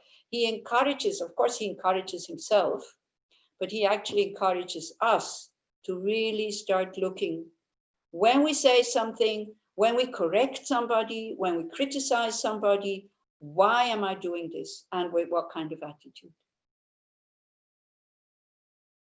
Do you have questions or comments? Yeah, Leora? Leora Price? I just have now the feeling or the understanding, for the moment, it's true for me, that I ask myself, who is a friend? And a friend is, we always say that the friend is the one who said, I'm okay, and show me love and so on, but is the one that I want him to be happy. And at the moment, this verse showed me the way to equanimity, because what I like that everybody will be my friend. Yeah. And all what we said now today was all these ideas. How can I make the one who is my enemy to be my friend, so I can really and naturally the wish that he will be happy? This is what I feel like. And you see, you are only protected from others harming you if you make them your friend. Yeah, and I was thinking, how can I make everybody my friend? Exactly, by making them happy. By being concerned about their happiness, by being interested that they are happy, Yes, Leora. The Leora, the two Leoras, we should send you to the Knesset. You have very good arguments. This is a point I wanted to talk about. Yeah. I think that many times we want to differentiate between the person and the act. Mm-hmm. And in the example of the baby, it's easy. Yeah. In the example of, in my case, let's say my prime minister, very difficult. Yeah, of course. So, but there are so many. I have so many opportunities to practice in between. Mm-hmm. And as you said, when my friends say something and I criticize and so on, every case like this is a great opportunity to practice. I agree with Leora, what Leora says, just to open the heart and see, I don't have to accept that the action. Yes, but that's I important. want to open the heart to that person without any connection and to see it in real time. And that will make me, easier and happier. Thank you. Exactly. So whenever you feel that there's tension and there's negative thought coming, we try to exchange it just for very simple, may you be happy. Just that. Because we change our mind with these words. Loving kindness is developed by these words that have been spoken in the four immeasurables for thousands of years. Now, you see, if they wouldn't work, it wouldn't be around anymore.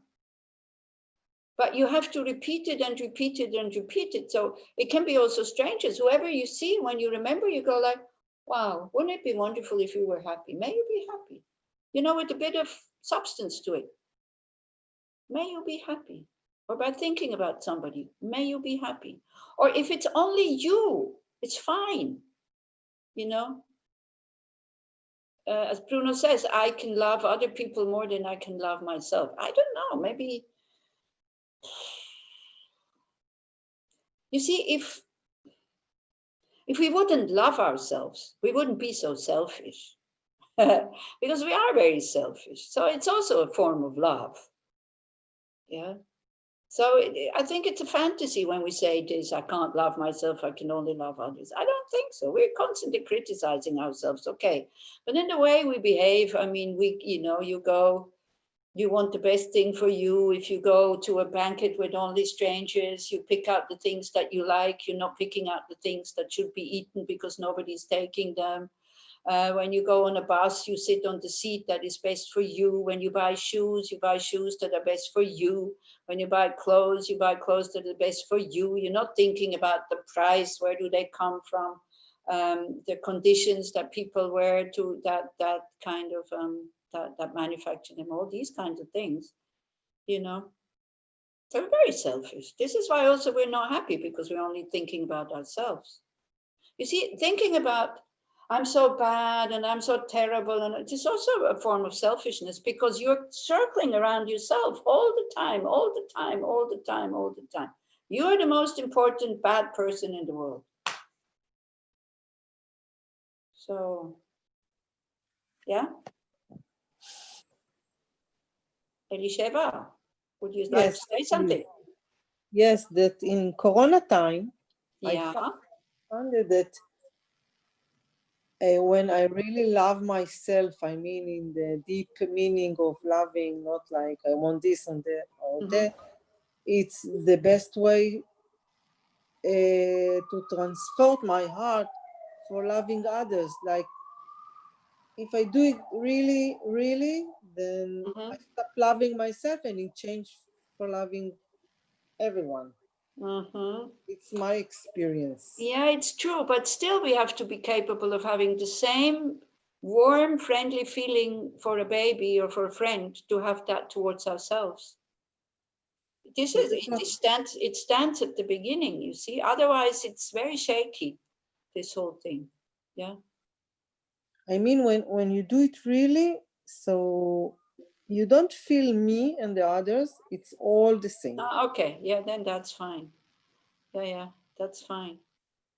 But yeah, if it's not me and others, then that's perfect. Yeah, because you see, but I try to do it to others, but then I change it for myself, and then it becomes from the other direction much easier. You see, these kind of feelings, like the words then transform into experiences. You feel love for somebody. We will do a reflection at the end like this. I won't keep you that much longer, because I think you're really all very tired. You put things.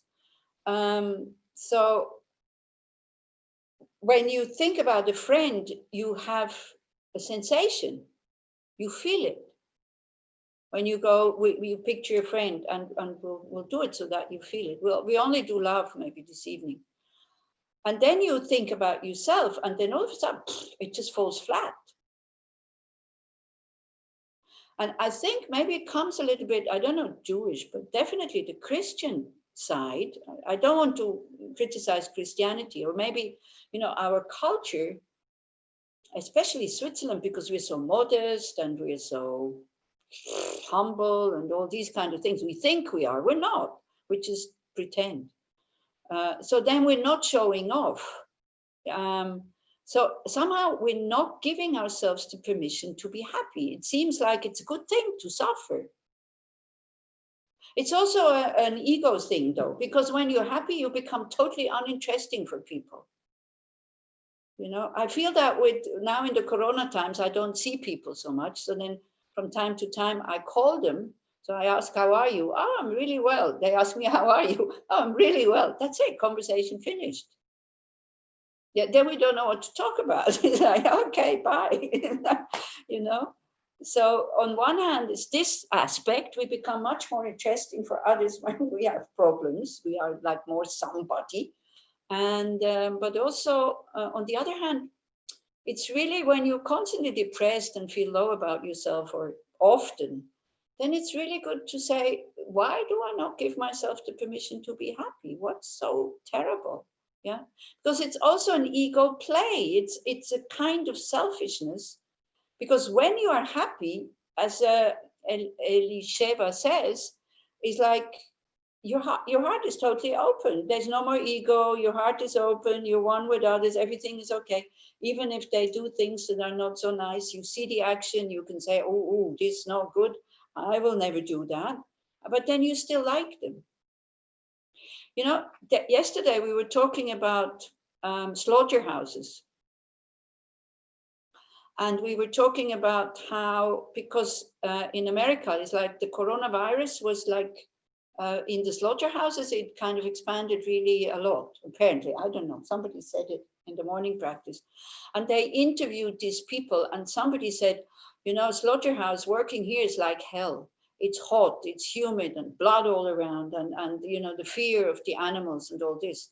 So of course, you know, like everybody in Buddhist, or most of the Buddhist people are vegetarian. So slaughter people are terrible people and all this. So I said, well, you know, I used to have a restaurant, and it wasn't a high standing restaurant. It was for working class people, okay? It was more like a pub type thing. And I had people who worked in the slaughterhouse. I had customers. And it's true, they are very brutal, and they are very angry, and they don't respect women. I mean, the jokes that they told was like very crude, yeah? But I have to say, even thinking about them now, I like them. I still like them. Because I could see, well, this is their job. I mean, if they could do a better job, they would. This is it. I mean, it's one of the lowest jobs. And it wasn't Swiss people who did the jobs. It was like foreigners. Yeah.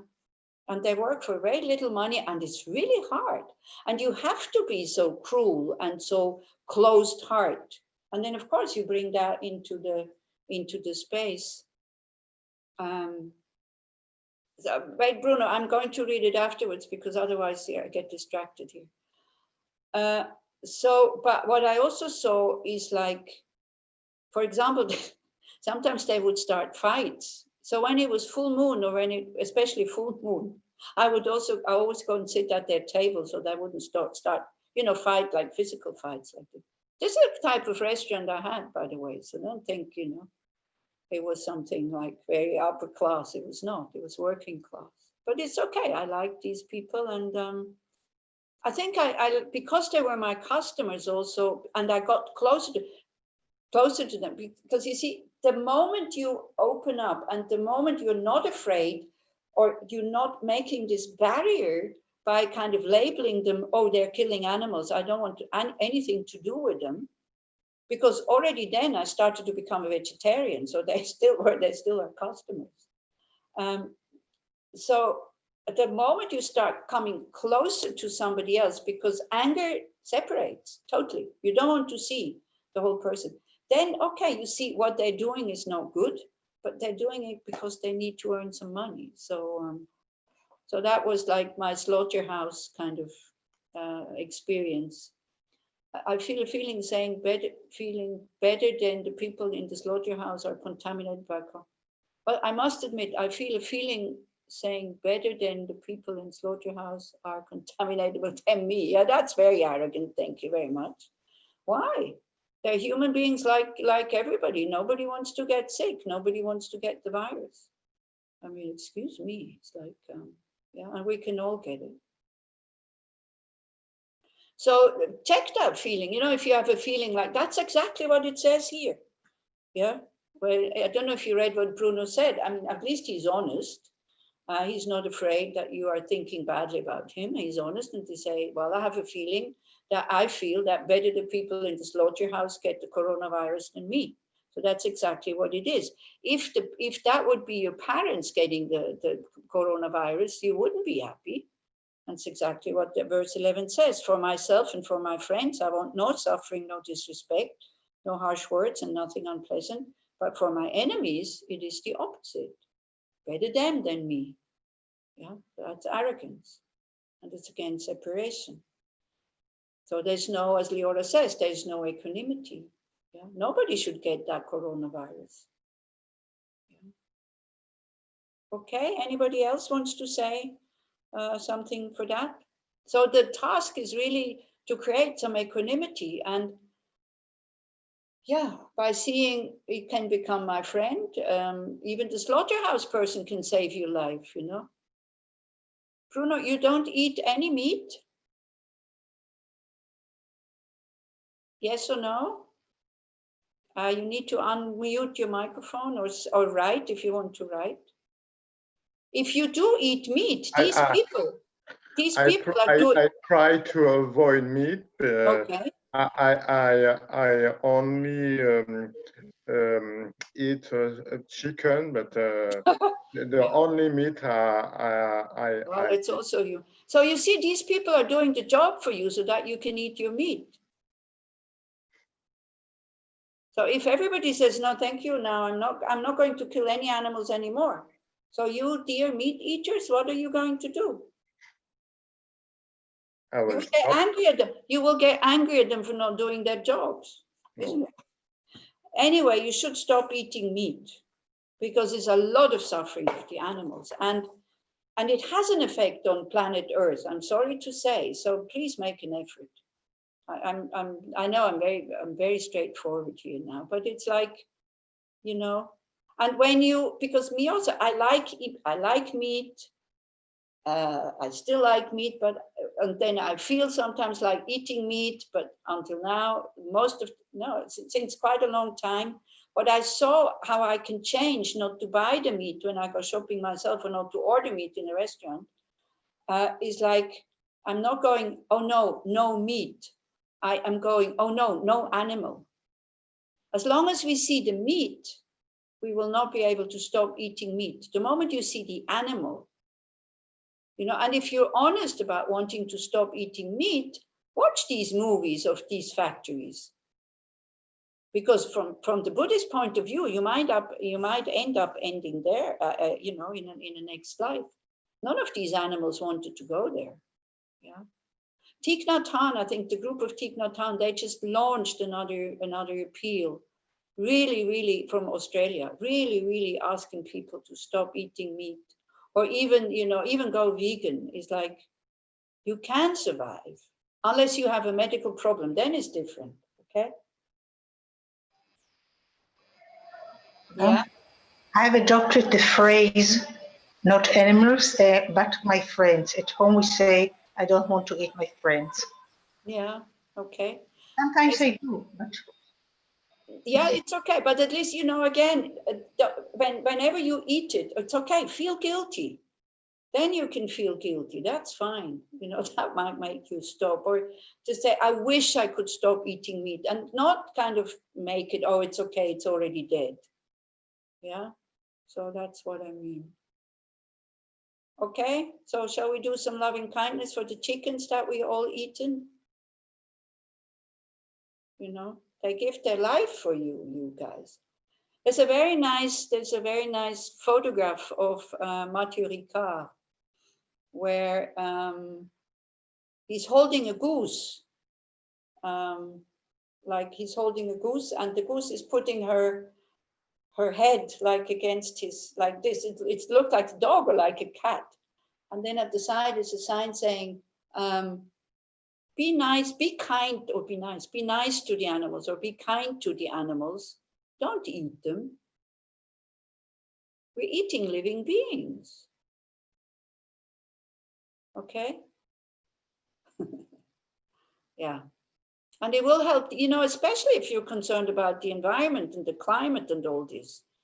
You know, it would be so much different if people would stop eating meat. So we can wait until everybody else stops to eat meat. We can wait a long time, but we can stop. The only person that you can transform and the only thing you can do is yourself. And don't go around telling other people like I do now. I know I'm telling other people now to stop eating meat, but don't do that to your friends or whatever. So here is like a Dharma talk, so that's okay. If you give a Dharma, if people want to hear a Dharma talk, it's okay to mention it. So like that. But then if it's your children, if you are parents, and your children are grown up, or if it's your parents or whatever, maybe mention it from time to time that it is possible to live without meat, but don't become a missionary, okay?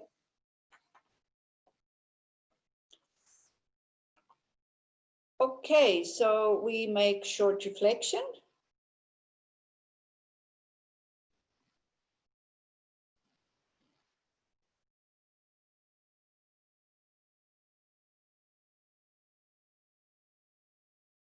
So you sit with a straight back if you can.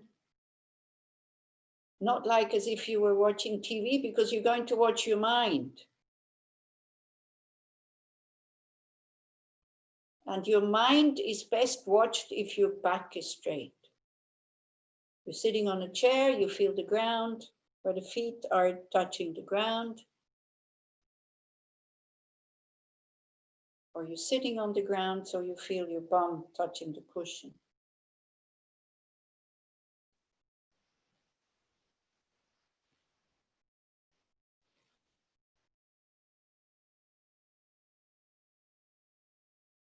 And again, you know, just a question, always this question, what do I want? What kind of person do I want to be? Do I have a very clear picture? Do I want to be open, compassionate, kind? Is that the purpose of my life? To learn to be a kind person?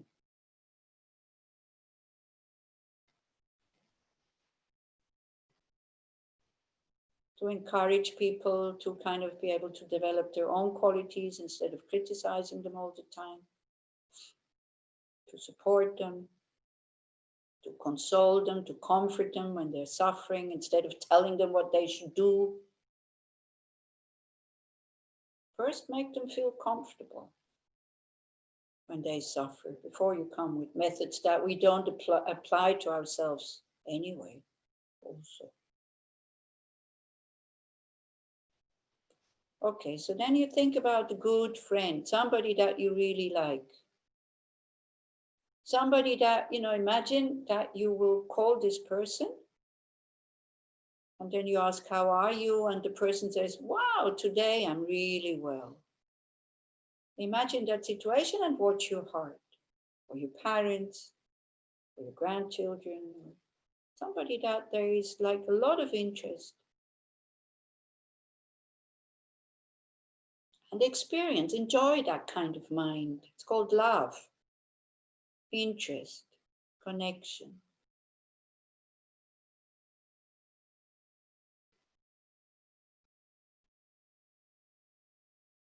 Explore it, feel it, experience it, live it, be with it, hold it. Don't go into thoughts. Stay with the experience of it. We'll get to know it.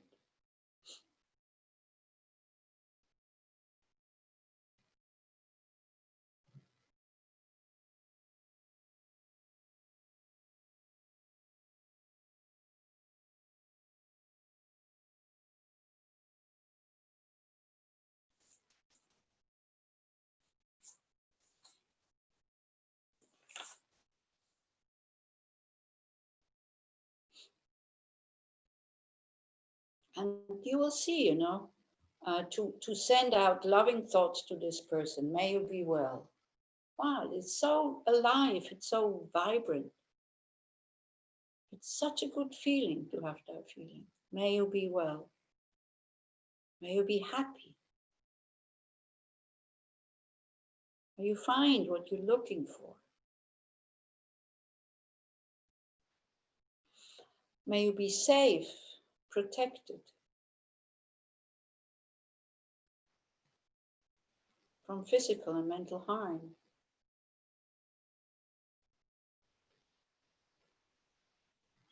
See what these words kind of, what they produce, how it feels, and how these words come very spontaneously,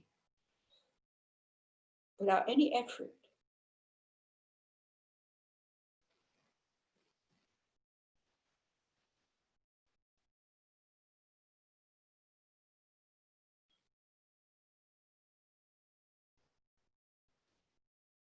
So then you let go of that person and you come to yourself. Think about you as a person, same as this other person. And if you are undergoing problems, it's okay to say, hey, this is really difficult.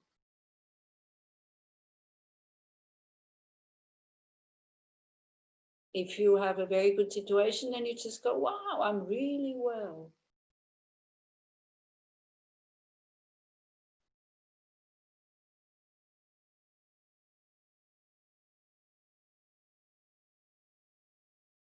So when you feel that this is really difficult, don't kind of go into self-pity, oh, I'm the only one. So then go into love, for example.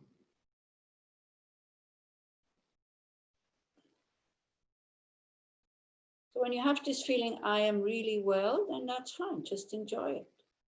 Enjoy that you are feeling well. Give yourself the permission to feel well and be happy, it's fine.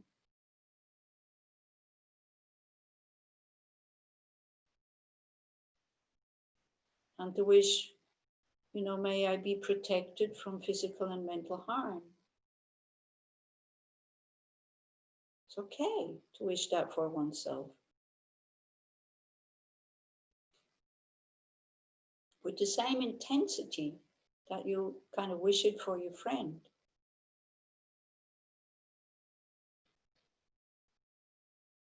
If it's not possible, then just go like, may I have the same warm feelings for myself than I have for my friend? Why? Because I'm a good person. I'm practicing kindness, love, compassion. I'm practicing how to transform my mind. I'm a good person. My nature is goodness. The rest is just clouds covering the sky.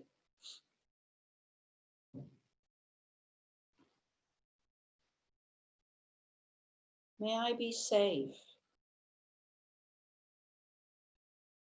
May I be protected from physical and mental harm.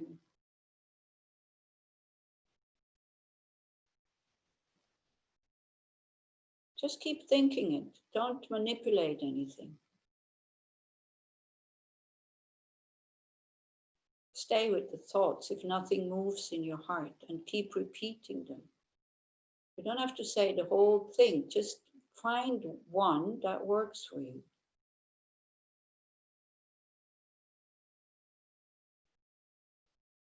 You could also maybe think, may I be able to be kind to others?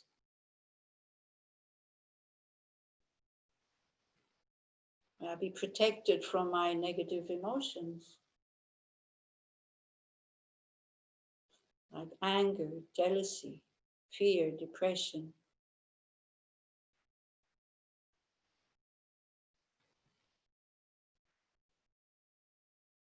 Might be strong and healthy and full of joy, no matter what is there. It doesn't help the world when we are depressed about the situation. We can only help if we are joyful. and calm and open.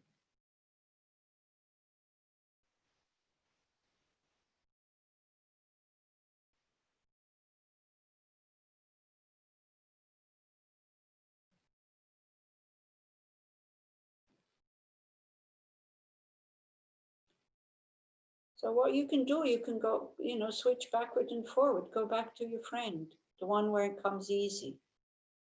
So again, you experience that mind, which in a very, very spontaneous, very vibrant, very interested way says, may you be safe. May you be protected from physical and mental harm.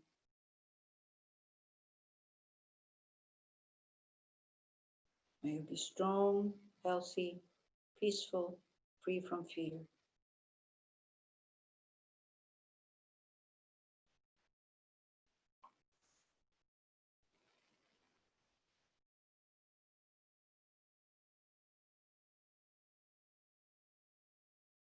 And then you go back to yourself. May I be safe.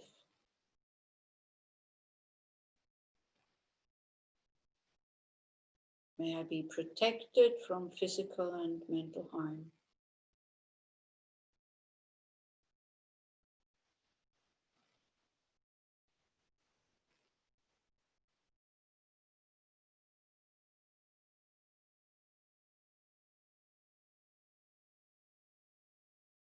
May I be strong, healthy, peaceful, loving, and free from fear.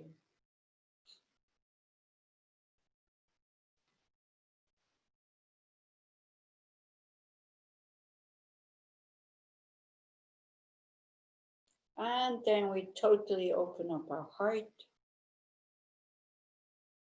As Elisheva said, we become one with all beings.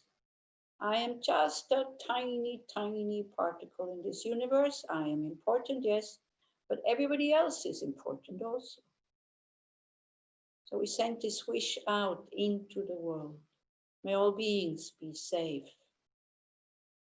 and discover their potential from love, compassion, and wisdom.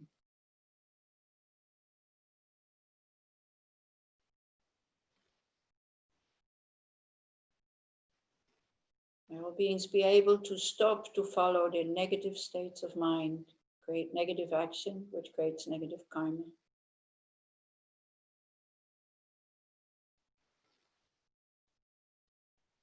And whatever aggression there is in the world, may I not contribute to it through my anger, through my closed heart. Wherever I go, may I bring peace, harmony, confidence, happiness. And whoever sees me, hears me, thinks about me, talks to me, touches me, may it only be of benefit to them.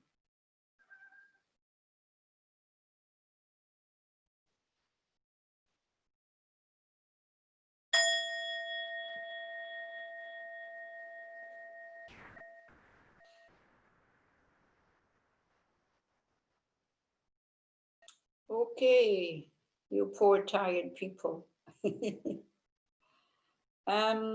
So are you clear about the homework? To watch your mind when you criticize somebody, that you check, is it kind and is it necessary? And is it true? And to try to change it, or when you hear somebody else criticizing somebody else and you watch your mind, that it goes into happiness. And then you just go, same like me, this person also doesn't like being criticized. So why am I happy? Yeah, the shared humanity. We're all the same. Nobody wants to suffer. Everybody wants to be happy. Nobody wants to be harmed. Everybody wants to be praised and respected and admired and, like that. Okay. So next week is verse number 12, which then we'll talk about karma a little bit, because also there's great misunderstanding about what karma is. Tommy, I can't read what I just see 3 squares. That's not even Hebrew. So we'll talk, because I think especially for the people who are new, because what exactly is karma? We'll go into that a little bit. Okay, are you clear about the homework?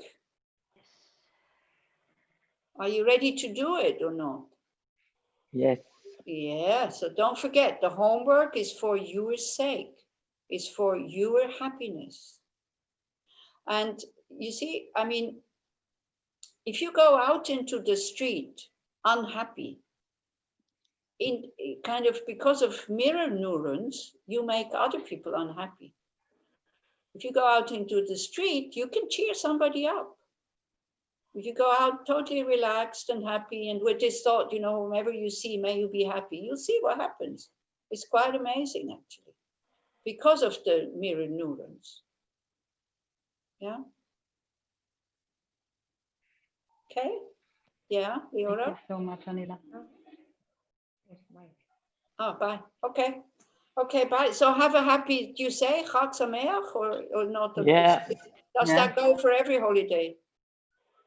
For every holiday. Thank you. Happy holiday. So is it a joyful holiday or is it one of these Amazing kind holiday. of very, very sad Joyful. holidays? Huh? Is a joyful one? It's one of the most beautiful holidays that we have.